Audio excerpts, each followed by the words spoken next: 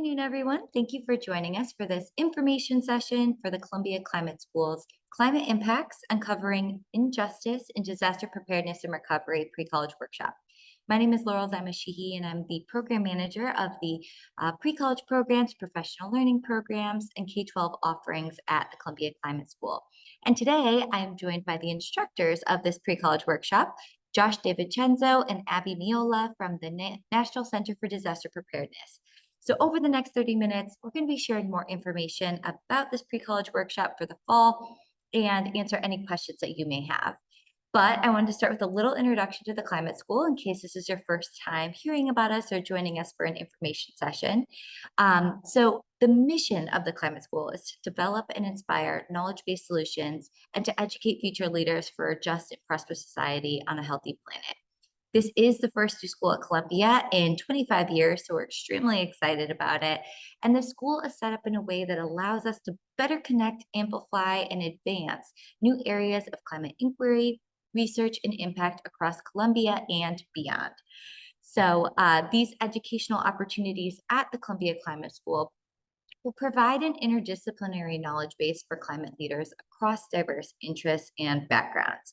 And these pre-college programs are really intended for high school students, grades 9 through 12, who are interested in extending their learning in climate and sustainability beyond the classroom in areas of climate change and sustainability and really how it impacts all of us everywhere in every sector.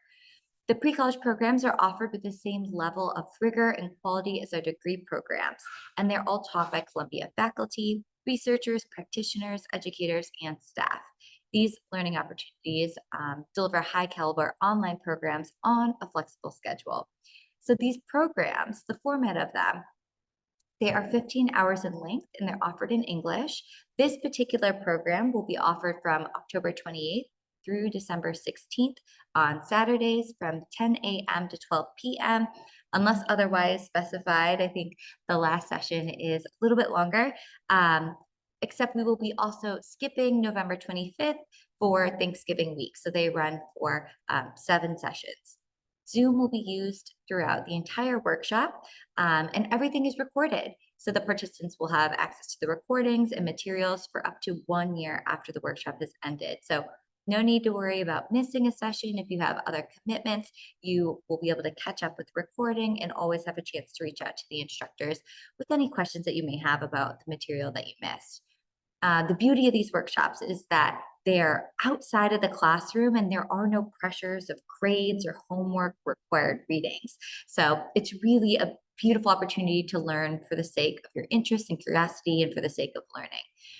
I will say instructors will suggest readings if you want to extend your learning beyond each weekly session.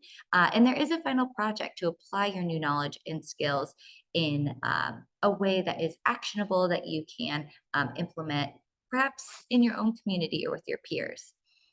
I will say for these workshops, there are no transcripts from Columbia University. Even if there are some recommended readings from the instructor, there will be no official grading that will be happening. This is open enrollment, so there's no application required.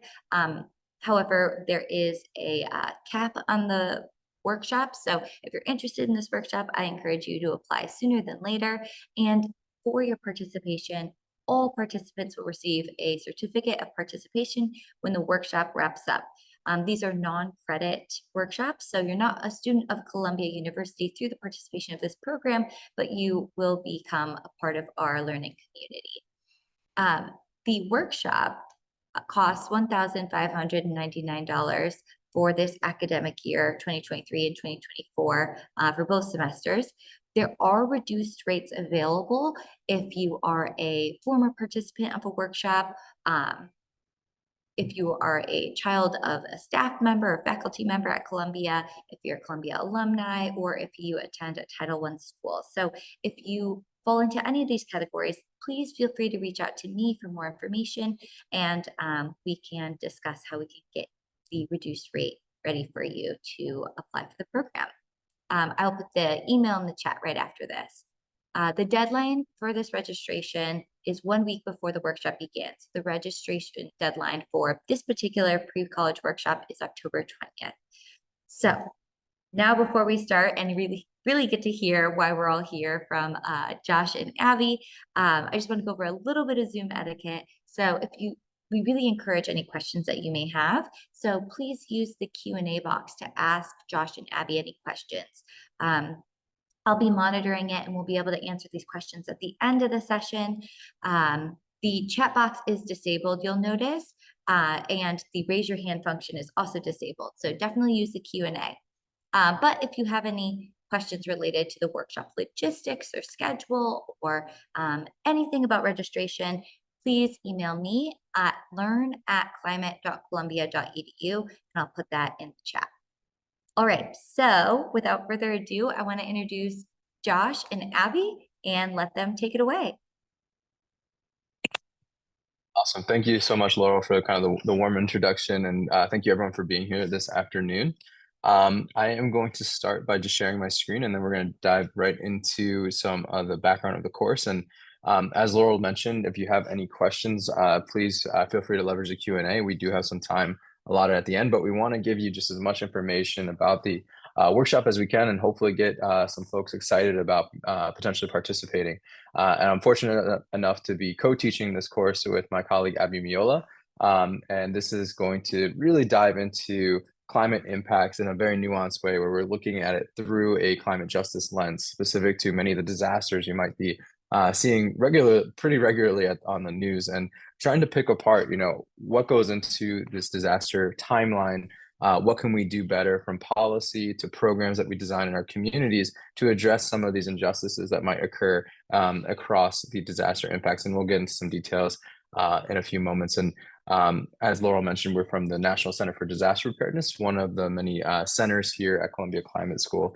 And a lot of this workshop is built upon some of our field work, some of our research, and a lot of our teaching that is actually very similar to what we would be covering with our master's students, our graduate students here at Columbia Climate School. So it's a nice kind of preview for not only undergraduate study at the pre-college level, but even potentially beyond there at the graduate level. So I will actually pass it over to Abby for a quick introduction, and then I'll take the ball back in a second. But Abby, if you don't mind, would you like to do a quick introduction?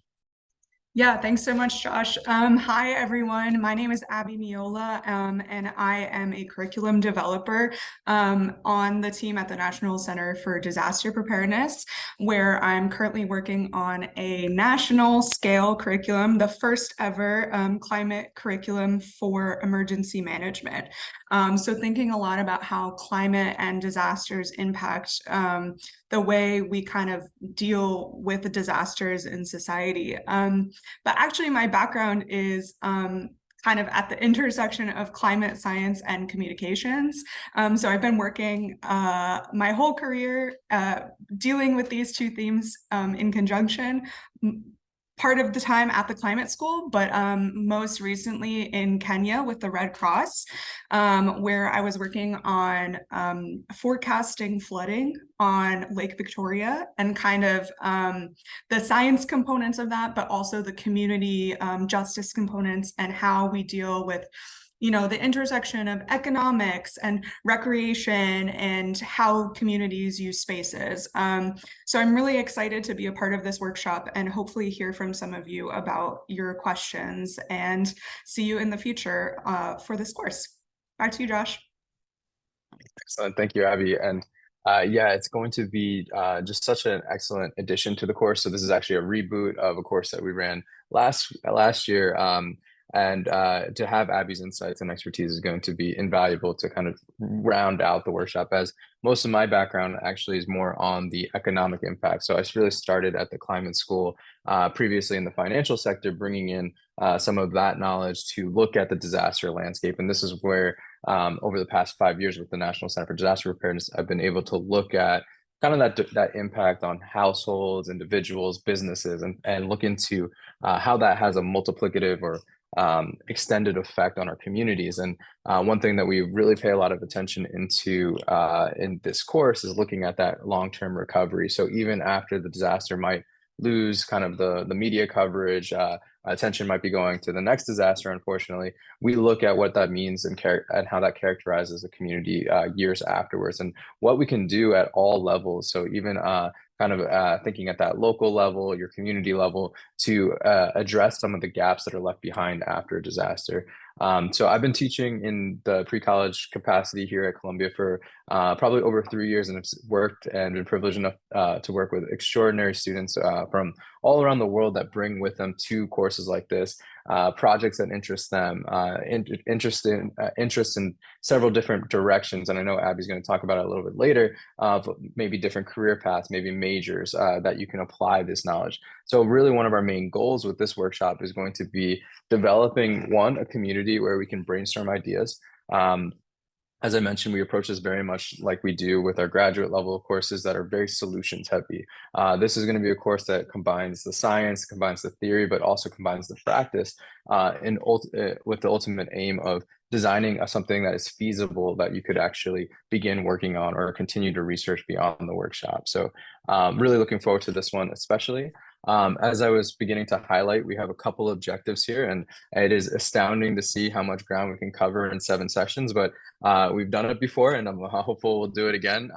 But essentially what we'll do is really start that basic level of understanding the different hazards that communities can face, and what are these potential impacts. The more that we can think ahead of time and prepare our communities, the idea is that we can kind of mitigate against the disaster impact in that sense.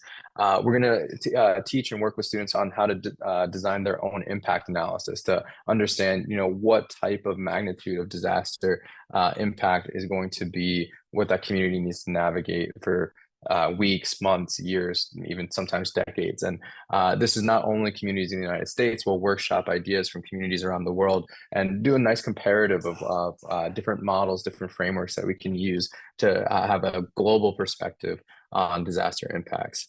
We're going to look at several disaster risk reduction strategies. So what can we be doing at local, state, federal, international levels to apply this type of knowledge to better protect our communities and think through how we can address some of these inequalities that happen.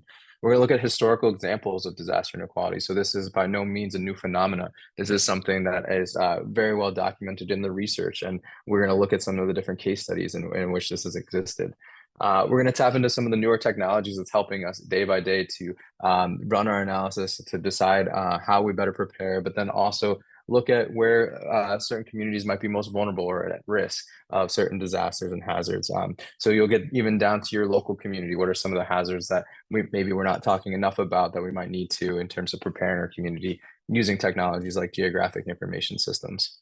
We're going to look at how to design programs. So yes, policy decisions and policy making is going to be important, but what are these programs that become the backbone of this funding source? So if a community is able to get funding for a program, what goes into that? Are we looking at all different angles of that program design to ensure that people are benefiting from it and we're not leaving anybody behind? So this is, again, very advanced, but practical knowledge that we're going to equip everybody with. We're going to look at our own projects and come up with ways in which we'll address and identify a potential challenge or potential risk in our communities and what we could do in terms of disaster preparedness, either a mitigation or adaptation project that factors in climate justice. And then one of the really nice benefits of this program is you really get to be embedded within our center and some of the different researchers, faculty and staff that are working on disasters on a daily basis. And your culminating project will actually receive feedback from our colleagues and folks that are looking at it from the first time, and we'll get to share kind of their expertise and their experience in the field and be able to provide that feedback. So although there's no grades, there are plenty of opportunities to get feedback on your ideas, your work, and to workshop that with us. And of course, I'll talk about it a little bit later when we get to course outcomes. We've seen really extraordinary projects and really extraordinary directions in which students have been able to take these types of outcomes. So first and foremost, we're going to also touch upon climate justice. I have to watch myself every time with every information session. I start going into teaching mode and start actually giving a lecture. But at a very high level, this is what we're talking about. This is a type of lens in which we are going to really focus on as a framework to look at different disasters that have already occurred, that are potentially able to occur, but what are things that we need to factor into this just a little bit better so we can have a more holistic response, recovery, mitigation, preparedness phases. So we're going to look at just transitions. We're going to look at social, racial, and environmental justice as it pertains to our communities and some of the disaster events. We're going to look at indigenous climate action, community level resilience and adaptation as a focus area as well. So what can we do as individuals, but what can we also do at that collective level? We're going to talk briefly about nature-based solutions and natural climate solutions here. And then, of course, even just in the action of taking this workshop, we're discussing climate education and engagement. So one thing that we hear, especially from future leaders in this space is, how do I engage my community? How do I get people to care? And we're going to really tap into some of that climate communications, engagement strategies that is going to be very tailored to your specific project and be able to provide you feedback along the way on those themes. Just really quickly, we're throwing out a bunch of definitions here. One of the first tenets of climate communications is always to pause and define it in terms of what do we mean when we're saying these terms. When we're looking at climate justice and we're looking at disasters from a climate justice lens, we're looking at it from this tenet here that climate justice recognizes the disproportionate impact of climate change on low-income communities and communities of color around the world, the people and places least responsible for the problem. It seeks solutions that address the root causes of climate change, and in doing so, simultaneously addresses the broad range of social, racial, and environmental injustices that may exist in the community. And again, just really the key word takeaway from what we're intending to instill in this workshop is solutions. So we can magnify and talk about the problem all day, but really what we want to do eventually is shift gears into what can we do about it, what are different solutions and techniques and strategies that we can design collectively. And this is one of those really unique opportunities where you'll have folks all around you throughout those 7 sessions working on very similar challenges, able to brainstorm ideas with you. So I'm going to pass it over to Abby to talk a little bit about the intersection of the science and the actions that we're talking about in this workshop. Thanks so much, Josh. So this is not explicitly a science course, so why even bother talking about climate science? And I think there are a couple of important things about climate science and the climate crisis specifically that lends itself really nicely to leading us to the solutions that make the most sense. So to really understand the solutions mindset that we're trying to focus on in the workshop, we first want to understand the nature of the problem. What is happening and why is it happening so that we can focus our efforts on the root causes of the problem. The what and the why are kind of one piece of it, but along the theme of justice that Josh was just talking about, science can also connect us with who and what will be most vulnerable to this changing climate. So if we kind of understand the nature and the mechanisms of the science that's occurring, we can then see, okay, who in our communities are most susceptible to what's happening and how can we highlight their needs and support them the most. The other really key piece about learning science of climate is to be able to connect with people who are making the big decisions on climate.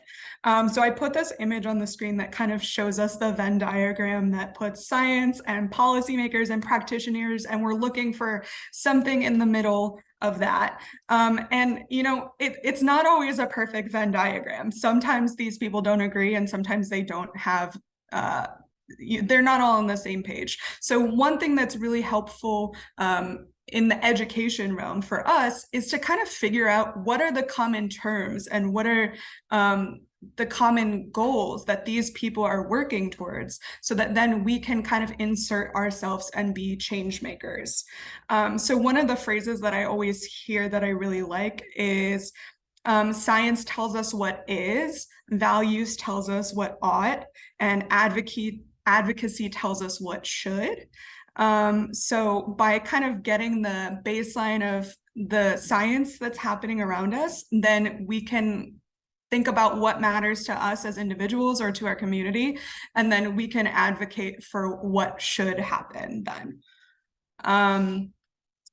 So international cooperation as a whole, if you've ever heard of these like 1.5 degrees Celsius or 2 degrees Celsius, if you haven't, that's okay. But if you've heard of those before, these all come from a grounding in climate science. Which leads me to the next slide, Josh, around where can we head once we have a basis in climate, and thinking about the themes of this course. We might not all leave this course or, our undergraduate or any of our schooling and decide we want to be a climatologist, and we might not decide that we want to work directly on this issue. But I really like this quote on the screen from Ayanna Elizabeth Johnson, where she calls for a mosaic of voices. What we're trying to foster is people who have the skills to work on climate no matter what they're doing. So every job is going to be a climate job in the future, because climate is such a big problem that we're all going to be working on it no matter what sector we end up in. So, I'm trained as a climate scientist, but I'm doing education and I'm doing curriculum, and that's not necessarily a science role anymore. So through this course, some of the skills that will be directly applicable to any climate career, and that's a broad umbrella. First, kind of that baseline literacy of how do we talk about climate. On the other side of that coin, and just as important, is like the communication and working together on climate. Problem solving, which Josh is going to get into in more detail what that will look like in this specific course. And then also kind of the cultural competency piece, and how do we make decisions that are fundamentally helping people and kind of righting past wrongs in the meantime. So I'll pass it back to you, Josh. Perfect. Thank you, Abby. And it's a perfect segue to just briefly highlight the course outcomes and a glimpse of kind of where we're headed with the projects. And I'll talk a little bit about some of the previous student projects and kind of where they are today, which is extremely exciting. But this is just an example of the type of analysis we'll eventually get to. This is maybe a couple sessions in, but because so much of our world is being shaped in terms of the disaster space in real time, we'll often find ourselves looking at and this was tropical depression, Nicole, that was happening during our session, where we were kind of looking at this in real time of, what are some of these direct impacts that we can draw from the disaster? What are some of these indirect? But then something that's unique from unique to this course that might not be found in other courses is we do really zoom in on the humanizing impact. So what is this impact on individuals and communities, and then looking at it also from the justice and equity lens, where and this was all done within maybe 24 hours of that disaster, where there was already the students doing a fantastic job of identifying issues that might occur because of this disaster in the long term that have ramifications because of inequalities or justice or how things were set up prior to the disaster. So just a small glimpse of the types of analysis that we'll go into. This was a group project, so students work together with this, and just really kind of stellar work that every year comes out of what the students put into this. In terms of the final project, it is really kind of an opportunity if you've been having this idea of how it was something you've been wanting to work on in your community for a while, to workshop that and to kind of put pen to paper in an environment where you don't have to worry about a grade, but you will receive kind of expert feedback. So this is where we do a little bit of program design. So identifying those gaps that we might want to address. What is the program, who will oversee the program, where it'll be located, answering those really important questions. But then we get even into the details of kind of solutions, decision making of what's the direct impact of this, the indirect impact, who are the stakeholders, how does it address equity, and then even looking at the budget that you might need. So these are all kind of to Abby's earlier point of learning kind of the language of the decision makers, the people that are really moving the dial on these things. This is an exercise in doing that. So gathering and organizing your thoughts in a way that can be communicated to those decision makers. So we look at the inputs, the process, the outputs, And many of these projects have turned into some really interesting things that students have gone on to either implement in their communities, to write about in blog posts. There's even a former student that is doing a book proposal right now on a similar program design. And even next week, actually, a former pre-college student is going to be presenting alongside NCTP staff on their own analysis of the direct and indirect impacts of a disaster that occurred earlier this year. So as kind of a core theme here, we're really preparing students to engage and to be really at the table with many of the people that are thinking about these solutions, because some of the ideas that we hear in these pre-college workshops are well beyond kind of things that we hear in our day-to-day. So it does turn really interesting, and we want to give everyone the tools and the language to begin to engage in those conversations. So that's kind of a glimpse of what's ahead. And this is just a template slide. We've seen a lot of enhancements and making them look very more visually appealing, but this is kind of nuts and bolts behind the scenes. But I want to be cognizant of everyone's time and just open it up for any questions or answers, questions that you might have that Abby and I can answer for you. But thank you all for your attention, and we hope to see you in the workshop. Wow, I am just blown away at the amount of content you can cover in 7 sessions. It's really, really amazing. I want to encourage everyone at this time to use the Q&A if you have any questions. But while folks are kind of thinking about the content they just heard and maybe some questions that might arise, I had a couple questions, if that's okay. I can start. So at the very beginning, you had shared that students are going to learn about some real life case studies where disaster has struck an area and it kind of shed light on the inequalities that may have already existed, but also that have emerged and exacerbated due to the recovery efforts. And I was wondering if you might give a couple examples of some case studies that might be covered.